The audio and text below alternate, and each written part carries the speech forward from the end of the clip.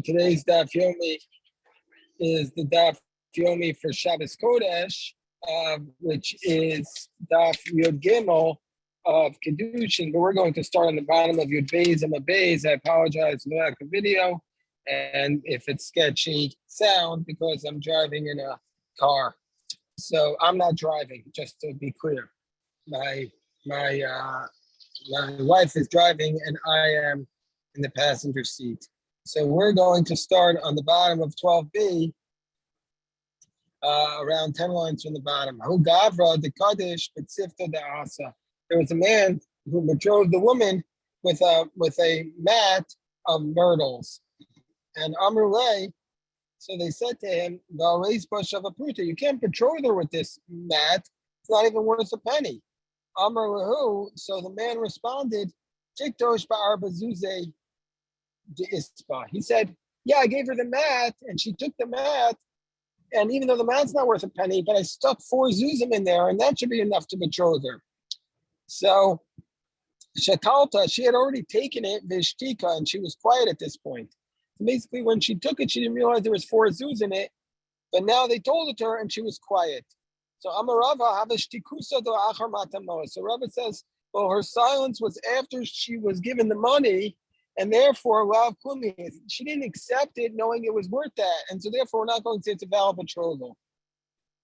It says, Rava Mina Minua, how do I know this? The Tanya, the Braisa says, Amala Kinsi Sela Zuba Pikadon, because I'll prove to you that it's not good, because if he says, take this Sela as a deposit, take this coin as a deposit, and then he comes back and he says to her, Iskachlivo, and then afterwards he comes back to her and says, become betrothed to me with this seller. Don't make it a deposit, make it my betrothal money.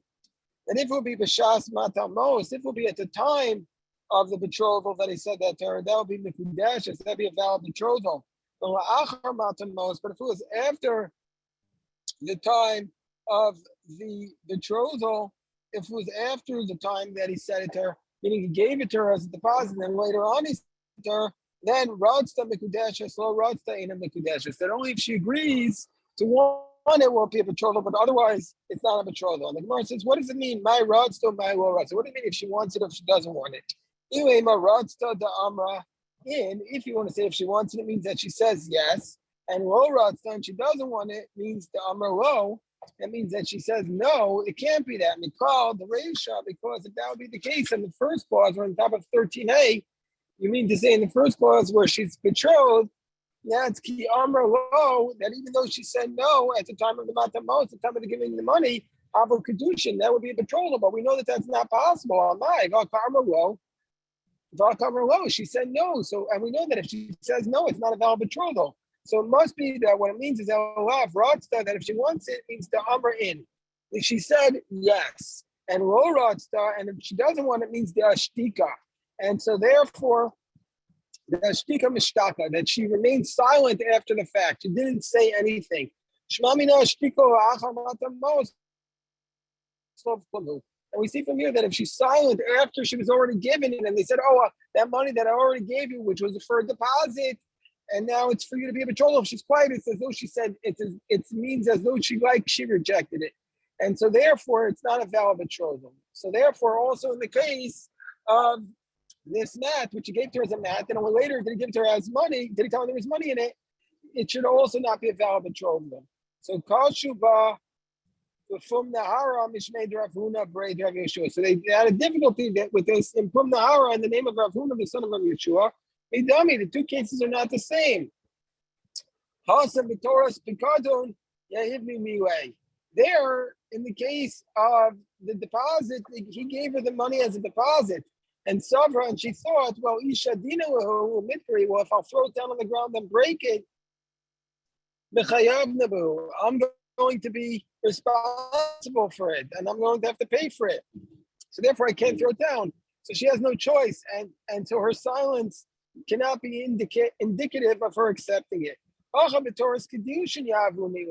Here, I gave it to her as a Kiddushin, and so therefore, since I gave it to her as a Kiddushin, so here I gave it to his Kiddushin, he gave it to her. And if it will be the case that she didn't like it, Mishadini. She should have just thrown her on the ground to demonstrate she doesn't want it. So the Gemara says, Baruch Ravachai. Ravachai challenges this distinction that the people from Nahara were making. He says, you think all the women are lawyers, that they understand the distinction? No. Here also, it shouldn't be a valid betrothal because she probably thinks it's the same law that if she throws it on the ground, it's not going to be a valid betrothal, and she's going to be responsible for it. And so, therefore, the fact that she doesn't throw it on the ground can't be a proof that she's accepting the Kiddushin. So he said, what's the law in this case where she accepted the mat and then afterwards for a betrothal, but it wasn't a pruta, and then afterwards she was told that it has 4 zuz in it. What's the law under this circumstance?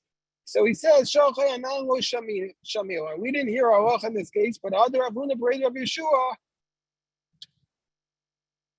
So here we never heard this teaching of Rav Huna, the son of Rav Yeshua, who said that from the fact that she didn't send it on that she didn't throw it down, that it proves that she agrees, and so therefore we don't think the woman is betrothed. But Aton Dishmilahu Chushua, but you who did hear it, you need to be concerned that in fact she was betrothed out of a doubt, because you heard this teaching, Rav Yeshua, who said that from the fact that she didn't throw it down, that means that she was accepting it. But we didn't hear that. And so therefore, we didn't hear this logic of Rav Huna the Rabbi Yeshua, who said from the fact that she didn't throw it down, that means that she agrees to become betrothed. And so therefore, we're not concerned that she's betrothed. But you did hear it, so you have to be concerned that she was betrothed. And the Gemara tells us another case. There was a woman who bought a belt. And also, there was a man who came and he snatched the belt away from her. She said to him, she said to him, give me back my belt. He said to her, he said, if I give you the belt, will you become betrothed to me? So then, he took the belt from her and she was silent. Rav Nachman said that doesn't mean that she's betrothed, because it doesn't mean that from the fact that he gave her belt back, it doesn't mean that she's betrothed. Why? Because she could say, in shakle, yeah, I took it back, but the reason why I took it back was because it was mine. It doesn't mean I took it back because I wanted to be betrothed to you. I just took back my possession. So therefore, it's not a valid betrothal there. So Eisvei Rav Nachman. So you mean to say that that's not a valid betrothal? But we have a Bryce, and the Bryce says Kitcha begazel v'chamas u'begeneva, that let's say the man stole something, he robbed something, and he tries to betroth her with it. O shechatav sal miyada v'kitcha, or if he took a coin out of her hand and then he gave it to her as a betrothal, and she was betrothed, l'kudeshes, it's valid. So we see from here, even though he stole something from her, he acquired it, and then he's able to betroth her with it. The Gemara says, no, that's only the case because Hasan bid the shidduch. They were discussing this concept. They were discussing the betrothals. That's why it was in that context. And she would agree basically to all those things. And then he just stole it and gave it back to her. And so her acceptance is seen in that context. The Gemara says, how do we know that we can draw such a distinction between a betrothal where they were discussing about betrothals and one where they did a discussion? The Tanya, and I'll prove to you that you can draw this distinction, because we went in the Brisa. He says to her, take this. If he says to her, take this coin that I owe you money for, the Chazar v'Amarai Hiskachuo, and then he says, take the coin I owe you, and then he says, betrothed to it. If it was b'shas matamos, if it was during the time where he was giving her money, then ratzta mekudeshes or ratzta ina mekudeshes. If it was a time where he was giving her money anyway, then if she wants to, she's betrothed. Otherwise, she's not. But it was after he gave her the money, then that he said to her, become betrothed to me. I feel ratzta ina mekudeshes. Even if she desires it, she's not betrothed. My ratzta, my ratzta. What does it mean here? She desired or she didn't desire? You gave a if you I mean, she says yes, right? But if she was silent, have a Kiddushin. But if she was silent, it's a valid betrothal. We already know this halacha. In this name, Kedusha stam kiyasem. It should be exactly the same case as the case we start off for daf with. That if he gives her something during and it was during the time that he gave her the money, and then he changes his opinion, right away it's going to be a valid betrothal if she's quiet. So it must be a Ratzah Damer in Ratzah Dishtika. So it must be that when Ratzah means she said yes, and it's no good if she was quiet. That means she was silent. The Patani the Inam Kudeshes. And the price is saying she's not betrothed. My timer. Why? Because she could say the reason why I was silent is in Shakli. I took it with the D Shakli, but I took mine. And so therefore also in our case here, the reason why she's silent, it's not an indication that she's being betrothed. It could just mean she took it and she took her own thing. So the Gemara says, so if that's the case, it's difficult because it says that if she was betrothed through in the brisa with something that was stolen, and if she was betrothed in that manner, it's a valid betrothal. But why? Why don't we just say the same idea? He took it, but he took hers. So you see from here that it's the scenario.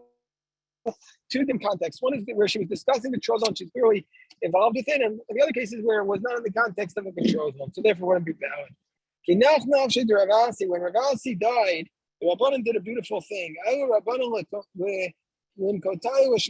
rabbis went up to the Medrash and they were gathering up all the teachings that Rav Asi did. They were trying to make like an oral collection of his teachings.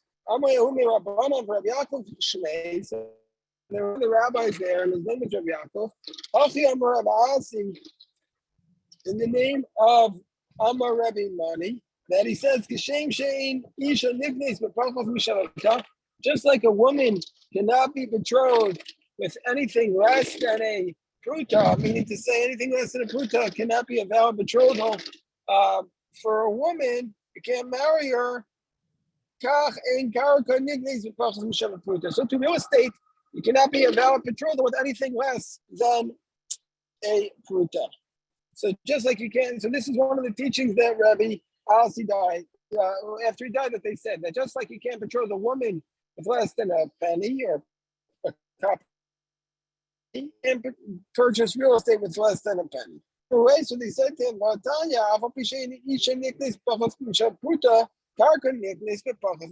we have a price that says that you can acquire real estate with less than a pruta.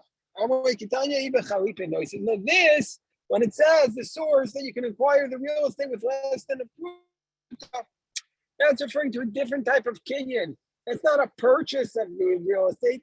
That's where you did something called kinyan, exchange two items, and those items that you exchange, which is your chalaf, you exchange them, that could be even less than a pruta. Excuse me. We learned in the Brisa, we acquire something with utensil. You acquire something with utensil, even though it's not worth a penny. So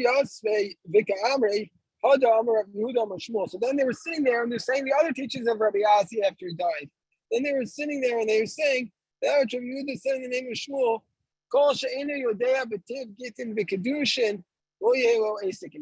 that was another statement that Rabbi Asi made.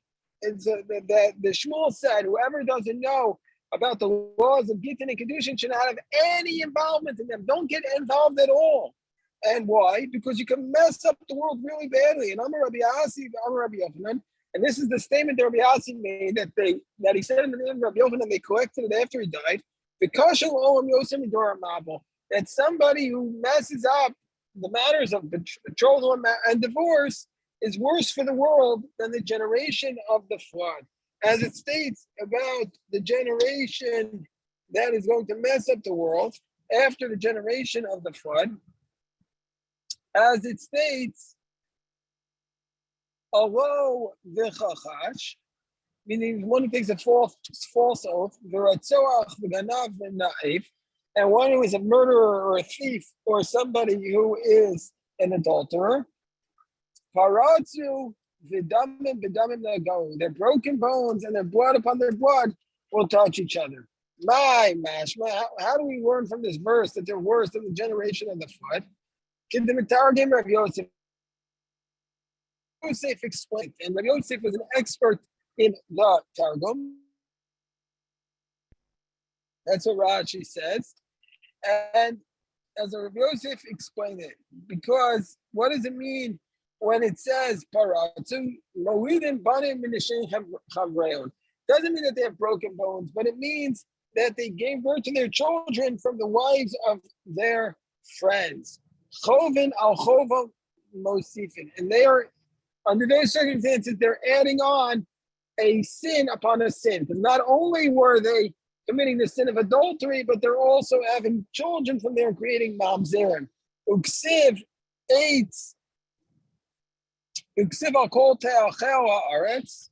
The land will be destroyed for all of these sins. And it'll be a terrible thing that all those who dwell there, and all the animals in the field, and all the birds of the sky. So, and all the fish will be gathered up. Whereas when the generation of the flood,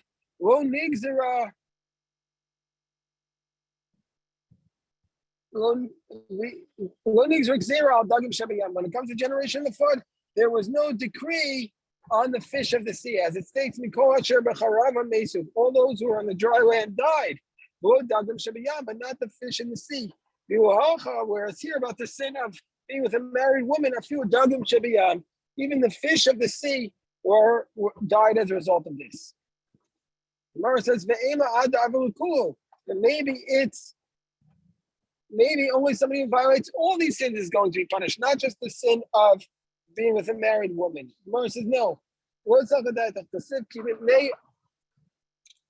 Allah of Aretz, because it says in Jeremiah, on account of the oaths, the world was destroyed. And so we see from here that false oaths itself can destroy the world. So the Gemara says, maybe Allah is by itself, and all these other sins are also by themselves. But for a married woman itself, he wouldn't be destroyed. The Gemara says, no, miksiv ufaratzu. It doesn't say ufaratzu, it says paratzu ksiv, meaning to say each one by themselves is enough to cause the world to destroy it, including them sin in the married woman, which is being referred to by the patzu. Hadar Yasvi, then they said another teaching. Hadar Yasvi v'ka'amrai, they said another teaching in the name of Rabbi Asi. Hadar Tanan, that which we learned in Aisha Shevia Chatasa Umeisa, a woman who is bringing her carbon chatas, she had a responsibility after she gives birth. A woman brings a carbon, a sin offering and an olah offering. And she brought her sin offering, and then after she brought her sin offering, she died. Umesa, she died. But she had already separated the animal for the olah offering. She already separated the sheep for the olah offering. So what should she do there? Yaviu Yorshin Olasa. Then the heirs have to bring her carbon olah offering. Meaning to say they take the animal that was separated and then bring it. Amar Yehuda Amar Shmuel, Frishasa Michayim. That's only where the animal was separated while she was still alive. Avalo at Frishasa Michayim, but if the animal was not separated while she was still alive, then they don't need to take the money and bring it. Alma Kasavar. So we see from here that since she's not obligated to take, the heirs are not obligated to take the cash and turn it into a animal as an offering, we see from here that the shibuda, that the responsibility that she had to bring this offering while she was alive was lav d'oraisa. It was not biblical. That the lien on something is not a biblical law. And Amar Rav Asi, Amar Rav Yochanan, Afagav Shelo Frisha Michayim. Rav Asi says in the name of Rav Yochanan, no, even though it was not separated while she was alive, there was a shibud on it. There was a lien on her estate that she owed this. And we see from here that lien is biblical. So we see from here, Alma Rav Asi saying, Kasavar Shibuda Hu Diaraisa, that the lien is biblical, that the Shibuda is biblical. Gemara says, but really, so the Gemara says that this dispute was already mentioned elsewhere between Shmuel and Rabbi Yochanan. The Rav Shmuel, the Amrit Ravayo, because set together milval pad that if somebody does an oral loan, somebody does an oral loan, they're not going to collect it from the heirs and not from the purchasers. Meaning to say that there's no shibud on it biblically, and so therefore, if it's an oral loan, you cannot collect from it. Whereas that's what Shmuel says. But Rabbi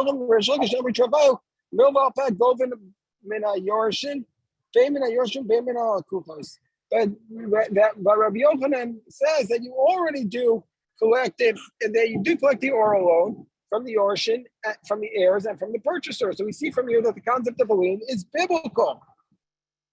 And so therefore the Gemara says, we need them to have this argument in both cases, both by the case of the Ola and by the case of the Yorshin, the Milval Peh by the heirs. If you just had the case of, if you just had it in one case, and if you just had it by the case of the loan, we would say, Amar Shmuel, that in this case, Shmuel says that there's no Shibud Deraisa by the case of the loan. We would say, because we're going to say that the Torah does not obligate this person to take a loan.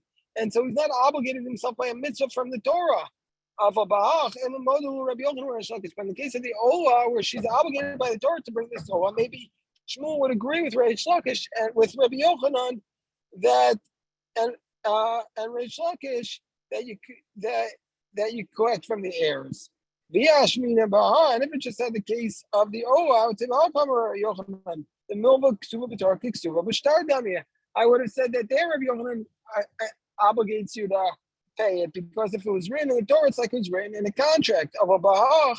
But in the case of the loan, maybe if Yochanan would agree with Shmuel, then you're not obligated to pay it. So therefore, it's shricha. And Papa, help us out. No baal peh, go from mina yosh. Papa says it's an oral loan. There's a shibud on it, and you can collect it from the heirs. But not from the purchasers. Go from mina yosh, and you collect from the heirs because shibud deraisa, because the loan is biblical. And if you don't go them in but you don't collect it from the purchasers. You don't collect it from the purchasers because because the purchasers have no way of knowing about an oral loan, and so therefore you can't collect it from them if the loan is not extant or the purchase is not extant. So the Gemara says, "V'kones atzma beget ugamisas abal." So she frees herself, she relieves herself in the marriage with the get and the death of the husband. The Gemara says, Bishlam, it makes sense, get that she released herself from a get because it says, because of us, Sefer Krisus, he writes for a bill of divorce. How do we know that if her husband dies, she's released from the marriage? The Gemara says, well, it's logical. Sfarahu. It's logical. Who Asra, who Sharasa. He's the one who prohibits her to get married until he's no longer there. He permits her. The Gemara says, Va'arayos the Asrahu. Well, Sharu, but what about the fact that through the betrothal she's prohibited to his relatives, and even after he dies, that doesn't release her. So the Gemara says, Asura. So it says, I'll give you different proofs. From the fact that it says if there's a woman who falls to Yibam and she has no children, she's prohibited to get married. That implies a Yesh Labanim Muteris. And if she had children, she's permitted. So the Gemara says, maybe it's just saying that if she has no children, she's going to be prohibited to everybody in the world. And she's permitted to her yavam. Maybe if she has children, she'll be prohibited to everybody else. So what's the proof? From the fact that the Torah says that a widow to a Kohen Gadol is prohibited. And the fact that the Torah says a widow to a Kohen Gadol is prohibited means that she would be allowed to marry a Kohen Hedron. Versus, but maybe that's not a proof either. Maybe the Kohen Gadol, she's going to be prohibited by a prohibition. Everybody else, she'd be in violation of a positive commandment. The Gemara says, this prohibition of say, what does it do? What's the positive commandment? If it means she's not allowed, if she's not a married woman after her husband dies, Well, under those circumstances, Tishrei Legama should be completely permitted. And if it doesn't help her to keep up with Milsa Kamaisa, we're going to say that she's still prohibited by an Ashes Ish, and she doesn't need a prohibition. Alamalo. So if that's the case,